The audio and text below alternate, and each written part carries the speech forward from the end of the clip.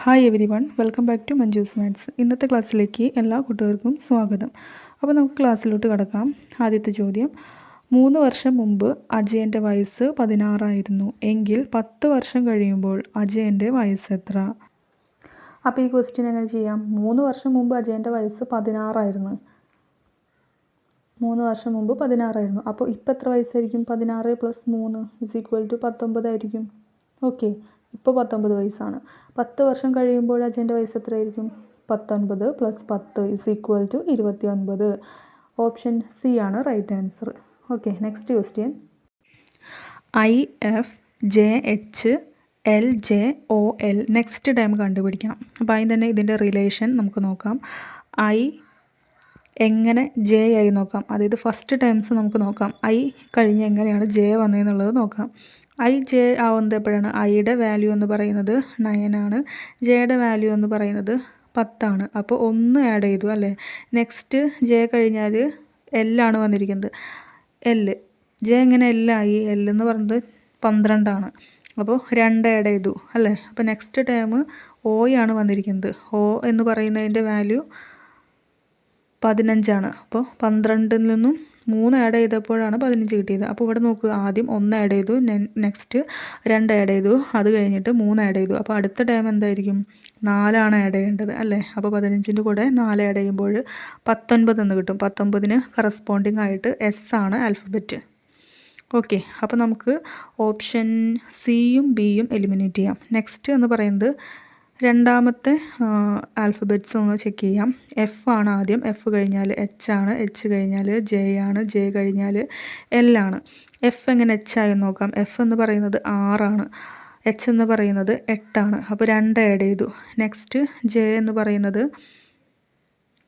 10 ആണ്. അപ്പോൾ 2 ആഡ് ചെയ്തു. അത് കഴിഞ്ഞിട്ട് എല്ലാണ്. എന്ന് പറയുന്നത് 12 ആണ്, അവിടെയും 2 ആഡ് ചെയ്തു അല്ലേ. അപ്പോൾ അടുത്ത ടേം എന്തായിരിക്കും? 2 വെച്ചിട്ടാണ് ആഡ് ചെയ്യുന്നത്. അപ്പോൾ 12 + 2 14 ആണ്. 14-ന് കറസ്പോണ്ടിങ് ആയിട്ടുള്ള ആൽഫബറ്റ് എന്ന് പറയുന്നത് എൻ ആണ്. ഓപ്ഷൻ എ ആണ് റൈറ്റ് ആൻസർ.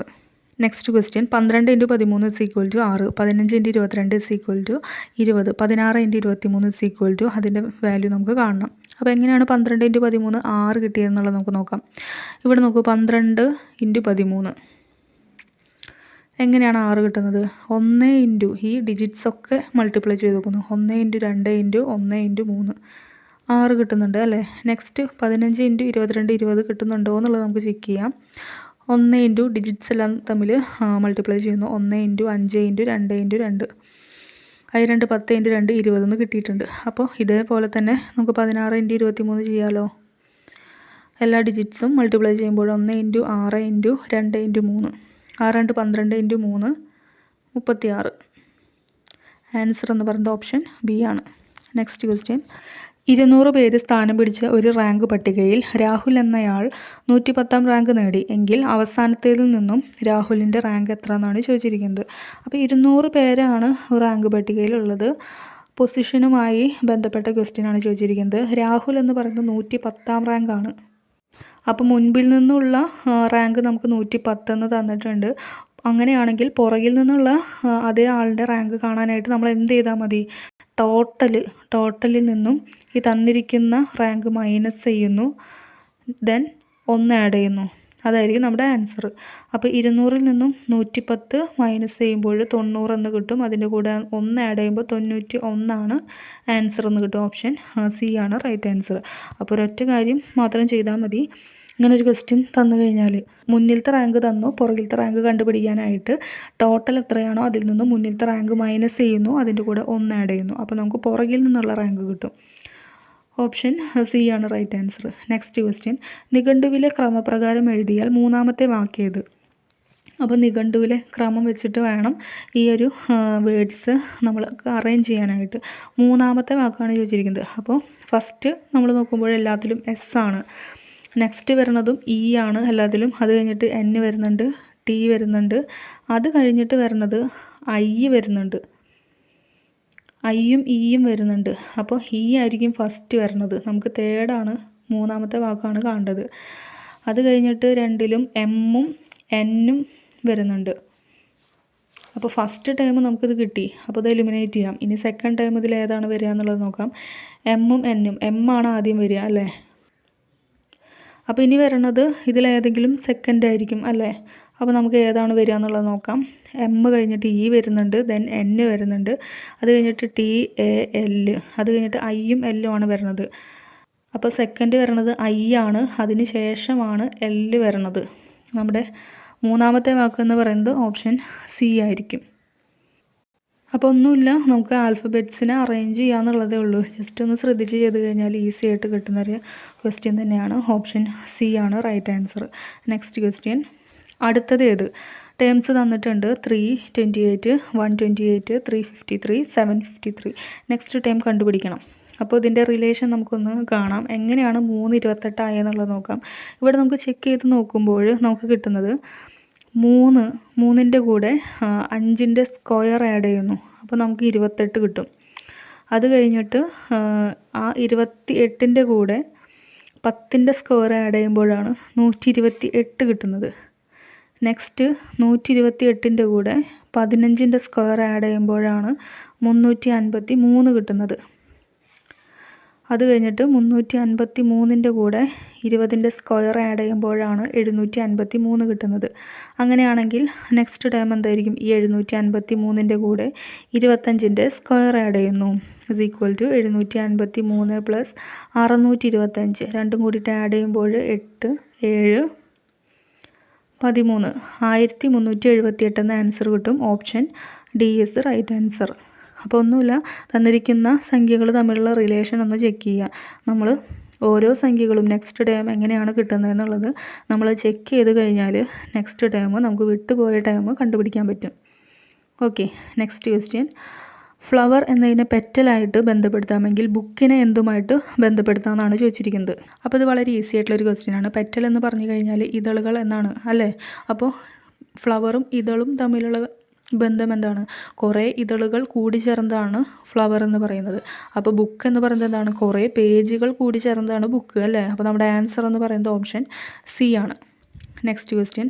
ഒരു കോഡ് ഉപയോഗിച്ച് നോളജിനെ LMPVMDEFF എന്ന് എഴുതാമെങ്കിൽ ഓർഡേഴ്സ് എന്ന വാക്ക് എങ്ങനെ എഴുതാം? അപ്പോൾ നോളജ് എങ്ങനെയാണ് ഈ ഒരു കോഡാക്കിയിട്ട് എഴുതിയെന്നുള്ളത് നോക്കാം. ജസ്റ്റ് ഒന്ന് എടുത്ത് എഴുതാം. KNOWLEDGE. അതിനെ LMPVMDEFF. ഓക്കെ, അപ്പോൾ നമുക്ക് ഓരോ ആൽഫബറ്റിൻ്റെ റിലേഷൻ നോക്കാം. കെയുടെ കൂടെ 1 ആഡ് ചെയ്തപ്പോഴാണ് L കിട്ടിയത്. ഓക്കെ, ഇവിടെ നോക്കുമ്പോൾ N M എങ്ങനായി? എന്നിൻ്റെ തൊട്ട് താഴെയാണ് M കിടക്കുന്നത്. അതായത് എന്നിൽ നിന്നും 1 മൈനസ് ചെയ്യാണ് ചെയ്തത്, അപ്പോഴാണ് M കിട്ടിയത്. നെക്സ്റ്റ് O കഴിഞ്ഞിട്ടാണ് P വരുന്നത്, അപ്പോൾ +1 ആണ് ആഡ് ചെയ്തിരിക്കുന്നത്. ഇവിടെ WV ആയത് -1 ചെയ്തപ്പോഴാണ്.